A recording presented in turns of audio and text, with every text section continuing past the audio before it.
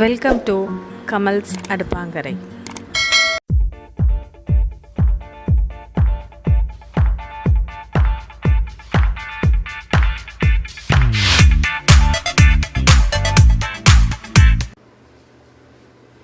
இன்னைக்கு பீர்க்கங்காய் கடைசலுக்கு தோரம்பருப்பு எடுத்து ஒரு அரை கப்பு தோரம்பருப்பு எடுத்து ஊற வச்சு எடுத்து வச்சுருக்கேன். இதில் தோரம்பருப்பு இதில் போட்டுக்கலாம். ஒரு 2 பச்சை மிளகாய் பொடிசாக அரைஞ்சி எடுத்துக்கோங்க, அதிலே போட்டுக்கலாம். நம்ம தக்காளி ஒரு சின்ன தக்காளி அளவுக்கு, ஒரு சின்ன பீர்க்கங்காய் வந்து தோல் சீவிட்டு நல்லா பொடிசாக நறுக்கி எடுத்து வச்சுருக்கேன், அதையும் அதில் போட்டுக்கோங்க. ஒரு பெரிய வெங்காயம் பொடிசாக நறுக்கிட்டு அதில் பாதி எடுத்து போட்டுக்கோங்க. திருப்பி நம்ம தாளிக்கும் போது மிச்ச வெங்காயத்தை தாளித்து போட்டுக்கலாம். பூண்டு வந்து ஒரு 5 பூண்டு இதோட ஆட் பண்ணிக்கோங்க. 1 இன்ச் அளவுக்கு புளியை வந்து ஊற வச்சு எடுத்துருக்கேன், அதையும் அப்படியே போட்டுக்கோங்க டைரெக்டாக. இது பீர்க்கங்காய் கடைசல்னால பீர்க்கங்காயிலேருந்து தண்ணி விடும், அதனால் மேலே முழுகிற அளவுக்கு மட்டும் எடுத்துக்கோங்க. பருப்பு வேகணும். ஒரு டீஸ்பூன் அளவுக்கு மஞ்சள்தூள் ஆட் பண்ணிக்கோங்க. 1 ஸ்பூன் அளவுக்கு நம்மளுடைய ரெகுலர் சாம்பார் பொடி.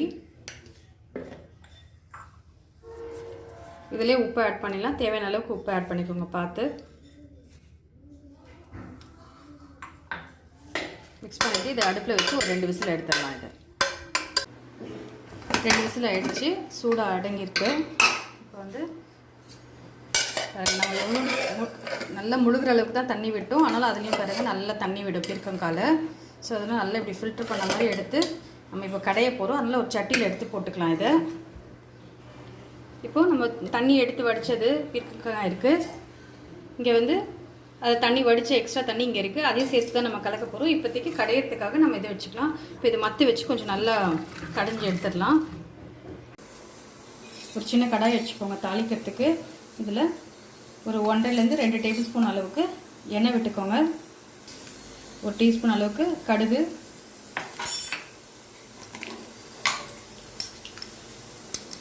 ஒரு டீஸ்பூன் அளவுக்கு சீரகம்,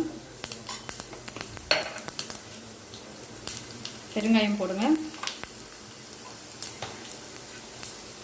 கூடவே கருவேப்பிலை, கூடவே 2 காஞ்ச மிளகா, கொஞ்சம் வெங்காயம்.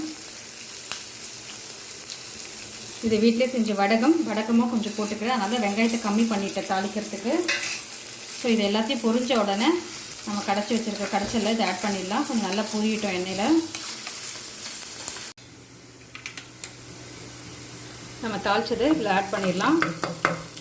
இதில் ஆட் பண்ணிவிட்டு மறுபடியும் ஒரு வாட்டி வந்து இந்த மிளகா வந்து நல்லா இப்படி நல்லா மறுபடியும் நசிச்சு விடுங்க.